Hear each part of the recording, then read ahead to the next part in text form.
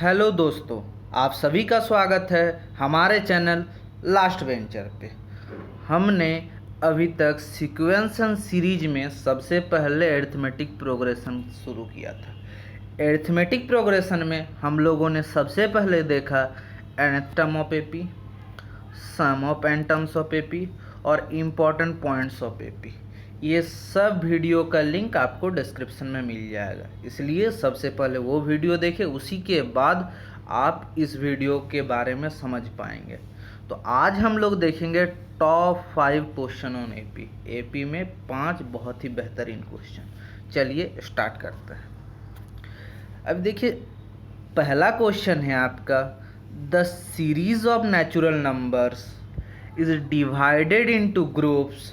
Groups क्या क्या है? एक ग्रुप है जिसमें एक ही एलिमेंट है जो कि है 1। सेकेंड ग्रुप है, उसमें है 3 एलिमेंट, क्या क्या है? 2 3 4। थर्ड ग्रुप है, उसमें कितना एलिमेंट है? 5 एलिमेंट है।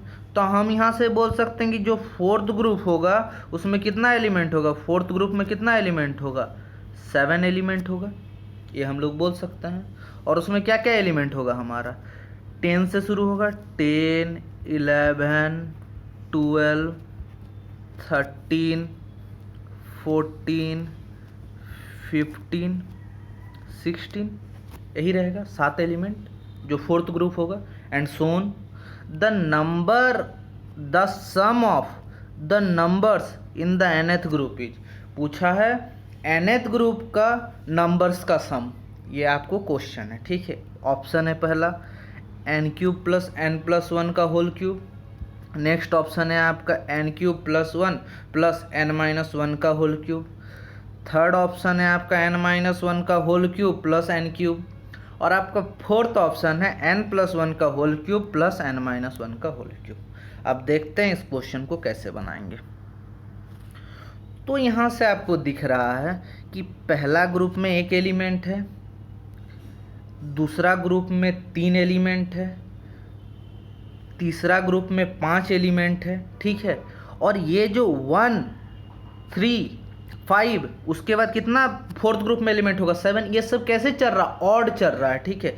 जैसे कैसे चल रहा? पहला में 1 एलिमेंट है, दूसरा में 3 एलिमेंट है, उसके बाद 5 एलिमेंट है, उसके बाद 7 एलिमेंट है, उसके बाद 9 एलिमेंट है। तो हम यहाँ से क्या जानते हैं कि 1 3 5 7 9 ऐसा जब ऑड ये में रहता है तो उसका nth टर्म क्या होता है? 2n-1 होता है। ताकि देखिए यहाँ n का वैल्यू 1 पुट करिएगा तो आपको 1 मिलेगा, n का वैल्यू 2 पुट करिएगा तो 3 मिलेगा, n का वैल्यू 3 पुट करिएगा तो 5 मिलेगा। तो हम लोग यहाँ से क्या बोल सकते हैं कि जो हम लोग का nth ग्रुप होगा, जो हमका nth ग्रुप होगा उसमें कितना एलिमेंट होगा? 2n-1 एलिमेंट होगा, क्योंकि पहला ग्रुप में 1 एलिमेंट है, दूसरा ग्रुप में 3 एलिमेंट है और तीसरा ग्रुप में 5 एलिमेंट है। ये ऑड नंबर में चल रहा है, तो nth ग्रुप में कितना एलिमेंट होगा? 2n-1। ये आपको समझ में है, इसीलिए हम लोग यहाँ पे लिखे हैं from these we can say that nth group contains 2n-1 number. nth group में 2n-1 नंबर होगा, क्योंकि सब चीज़ कैसे चल रहा है? ऑड चल रहा, ऑड चल रहा। और ऑड का nth टर्म क्या होता है? 2n-1। और इवन का nth टर्म क्या होता है? 2n होता है। ये आपको पहले से पता, तो इसलिए हम लोग यहाँ से 2n-1 नंबर बोल चुके हैं। अब देखिए यहाँ से और एक चीज़ हम देख सकते हैं कि हर ग्रुप का जो लास्ट नंबर है वो किसी का स्क्वायर है, किसी का स्क्वायर है। देखिए 1 क्या है? 1 स्क्वायर लिख सकते हैं, 4 को 2 स्क्वायर लिख सकते हैं, 9 को 3 स्क्वायर लिख सकते हैं, और इधर जो हम लोग 16 लिखे इसको हम क्या लिख सकते हैं? 4 स्क्वायर लिख सकते हैं। जो लास्ट नंबर है हर ग्रुप का वो स्क्वायर में चल रहा है, तो हम लोग क्या बोल सकते हैं? जो nth ग्रुप का लास्ट नंबर वो क्या होगा? n² होगा। ये बोल सकते हैं लास्ट ग्रुप का जो लास्ट नंबर होगा वो क्या होगा? n² होगा, क्योंकि ये स्क्वायर में चल रहा। पहला ग्रुप का 1 स्क्वायर हो रहा, दूसरा ग्रुप का 2 स्क्वायर हो रहा, तीसरा ग्रुप का 3 स्क्वायर हो रहा, चौथा ग्रुप का 4 स्क्वायर हो रहा, तो nthवा ग्रुप का क्या होगा? n² होगा। तो हम लोग यहाँ से क्या बोल दिए? The last term of each group are 1 square 2 square 3 square and hence the last term of the nth group is n²। इतना दूर आपको समझ में आया? अब हम लोग आगे देखेंगे। अब देखिए यहाँ पे क्या लिखा हुआ है, also the first term of each group is one more than the last term of its previous group. इसका मतलब क्या है, जो आप सब ग्रुप का जो पहला टर्म देख रहे हैं वो एक ज़्यादा है उससे पहले ग्रुप का लास्ट टर्म से। जो हर ग्रुप का पहला टर्म है वो क्या है, उससे पहले ग्रुप का जो लास्ट टर्म है उससे ज़्यादा है। समझ में आया? जो ग्रुप का पहला मेंबर है वो उससे पहले वाले ग्रुप के लास्ट मेंबर से एक ज़्यादा है। ये आपको समझ में आया? तो हम लोग क्या बोल सकते हैं कि जो मेरा सबसे लास्ट ग्रुप होगा, सबसे जो लास्ट ग्रुप होगा, ठीक है, उसका लास्ट मेंबर क्या है, एन स्क्वायर है। सबसे लास्ट मेंबर एन स्क्वायर है, तो हम लोग क्या बोल सकते हैं कि सबसे लास्ट मेंबर एन स्क्वायर है। किसका? जो सबसे लास्ट ग्रुप है। तो उससे पहला जो ग्रुप होगा, जो लास्ट ग्रुप से जो पहला ग्रुप होगा, उसका लास्ट मेंबर क्या होगा, एन माइनस वन का whole square, n minus one का होल स्क्वायर होगा, एन माइनस वन का होल स्क्वायर होगा। जो मेरा लास्ट से पहले वाला ग्रुप का लास्ट मेंबर होगा वो क्या होगा, हमारा एन माइनस वन का होल स्क्वायर होगा। एन माइनस वन का होल स्क्वायर होगा, आपको बता दिए। एन माइनस वन का होल स्क्वायर क्यों होगा, क्योंकि जो मेरा लास्टवा ग्रुप है उसका लास्ट मेंबर एन स्क्वायर है, तो उससे जो पहला ग्रुप होगा उसका लास्ट मेंबर क्या होगा, एन माइनस वन का होल स्क्वायर, और उससे जो पहला ग्रुप होगा उसका क्या होगा last member, n minus two का स्क्वायर। और हमको यहाँ क्या पता करना, फर्स्ट मेंबर पता करना एनथवा ग्रुप का। तो हम लोग क्या बोले, फर्स्ट मेंबर क्या होगा, उससे पहले ग्रुप का जो लास्ट मेंबर है उसमें प्लस वन हो जाएगा। तो हम यहाँ से क्या बोल सकते हैं, जो एनथवा ग्रुप का जो पहला मेंबर होगा वो n minus one square plus one होगा, क्योंकि हर ग्रुप का पहला मेंबर उससे पहले ग्रुप का लास्ट मेंबर से एक ज़्यादा है। इसलिए हम लोग यहाँ बोल सकते हैं कि जो हमारा लास्ट ग्रुप है उसका फर्स्ट मेंबर क्या होगा, एन माइनस वन का होल स्क्वायर प्लस वन। समझ में आया आपको? इसलिए हम लोग लिखें also the first term of each group is one more than the last term of its previous group, therefore the first term of nth group is an minus one का whole square plus one. तो हमको यहाँ से क्या मिल गया, हमको क्या निकालना, हमको बोला था एनथ ग्रुप का एसन निकालने के लिए। तो हमको यहाँ से क्या मिल गया, ए मिल गया, लास्ट टर्म मिल गया एन स्क्वायर, ठीक है, और नंबर ऑफ टर्म मिल गया एनथ टर्म, मतलब लास्ट वा ग्रुप में नंबर ऑफ टर्म्स कितना होगा, 2n माइनस वन नंबर्स होगा, ठीक है, लास्ट वाला ग्रुप में, ठीक है। तो हम लोग यहाँ से एस एन का फॉर्मूला लगा दिए, क्या होता है n by two, two a plus n minus one into d. और यही फॉर्मूला को हम और एक तरीका से जानते हैं, n by two a plus L, जहाँ एल है लास्ट टर्म, ठीक है।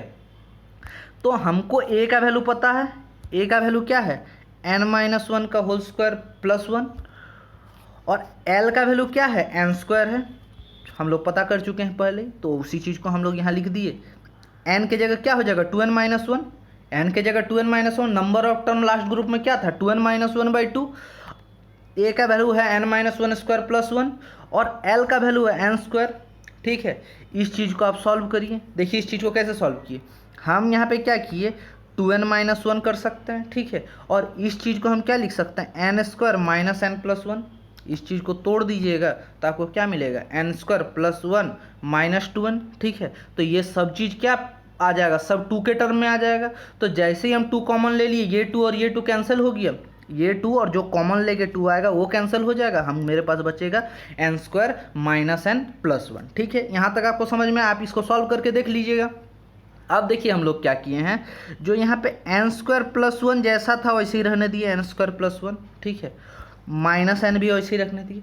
हम अब क्या किए, माइनस एन किए एक बार और प्लस वन किए एक बार, और एक बार प्लस एन स्क्वायर किए और एक बार किए माइनस एन स्क्वायर, ठीक है। एक बार किए माइनस एन और प्लस एन कैंसिल हो गया, और एन स्क्वायर और माइनस एन स्क्वायर किया और एक बार, तो दोनों कैंसिल हो गए। फिर हमको पूरा कटम कुटुम करके क्या मिल रहा है, यही चीज़ मिल रहा है। तो हम कर सकते हैं माइनस एन और प्लस एन स्क्वायर और माइनस एन स्क्वायर कर सकते हैं। हम यहाँ से क्या बोल सकते हैं कि इस पूरा चीज़ को हम क्या लिख सकते हैं, एन माइनस वन का होल स्क्वायर। हम यहाँ पे एन स्क्वायर को ऐसे ही छोड़ दिए और इधर इसको लिख दिए minus n minus one into n, और इधर था 2n माइनस वन। अब हमको क्या पता है कि A cube plus B cube क्या होता है, A plus B. A square plus B square minus A B होता है, ठीक है। तो हम यहाँ से क्या बोल सकते हैं कि ये मेरा चीज़ किस फॉर्म में है, A cube plus B cube के फॉर्म में है। ए क्यूब और बी क्यूब के फॉर्म में ये आंसर आएगा क्योंकि ये ही फॉर्म में है। देख लीजिए, हम इस चीज़ को क्या लिख सकते हैं, n-1 का क्यूब प्लस एन क्यूब लिख सकते हैं। अब n-1 का क्यूब प्लस एन क्यूब में क्या इसका फॉर्मूला क्या होता है, A cube plus B cube का A plus B, A square plus B square minus A B. अब यहाँ से जैसे हम ए प्लस बी कैसे निकालेंगे, n-1 प्लस एन करेंगे तो हमको मिल गया 2n-1। ए स्क्वायर के लिए हम क्या किए, n-1 का स्क्वायर किए।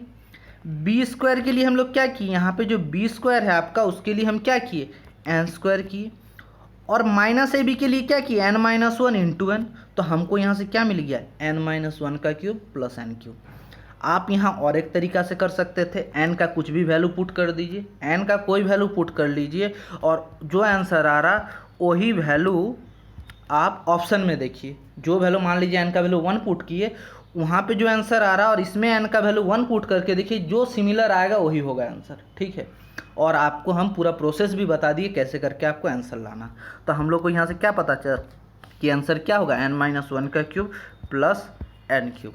तो हमारा आंसर हो गया सी, ठीक है। आप n का वैल्यू 1 2 कुछ भी पुट करके भी आंसर निकाल सकते हो, उतना सॉल्व करने का ज़रूरत नहीं है, ठीक है। आप यहाँ तक बस सॉल्व करिए ना, यहाँ तक, उसके बाद n का वैल्यू पुट करके देख लीजिए कौन है आंसर, ठीक है। यही फंडा है, आपको हम पूरा प्रोसेस इसलिए बताएं कि समझने के लिए, ठीक है। नेक्स्ट क्वेश्चन देखते हैं।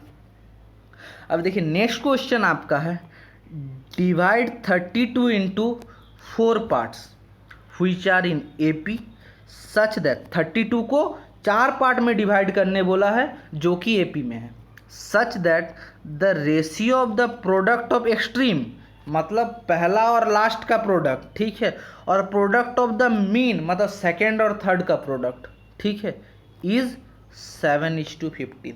ये आपको क्वेश्चन में बताया गया है, ठीक है। तो हम लोग क्या कर रहे हैं, जो 4 पार्ट है, यहाँ 32 को 4 पार्ट में डिवाइड करने बोला है ना, तो 4 पार्ट हम क्या मार रहे हैं, आपको हम क्या बताए थे, 4 टर्म इन AP हम लोग क्या लेंगे, a-3d, a-d, a+d, a+3d। तो वही चीज़ हम ले चुके हैं, a-3d, a-d, a+d और a+3d। अब इस पूरा का सम क्या होगा, 32 होगा, क्योंकि बोला 32 को 4 पार्ट में डिवाइड करना, तो वो 4 पार्ट का सम 32 ही होगा। यहाँ से हमको क्या मिल गया, a का वैल्यू 8 मिल गया, ठीक है। अब नेक्स्ट देखते हैं हम लोग को क्या बोला, हमको अब बोला है ये जो प्रोडक्ट ऑफ एक्सट्रीम, ये देखिए इसका प्रोडक्ट और इसका प्रोडक्ट, ठीक है, a-3d इंटू a+3d, और उसका डिवाइड में क्या जा रहा है, a-d और a+d, रेशियो बोला है। तो हम यहाँ क्या लिख दिए हैं, a-3d इंटू a+3d, ये प्रोडक्ट ऑफ एक्सट्रीम है, ये प्रोडक्ट ऑफ मीन है, ठीक है। और इसको डिवाइड करके जो चीज़ गिवन था 7/15, ठीक है। इस चीज़ को हम सॉल्व कर देंगे, सॉल्व करने आपको आता है।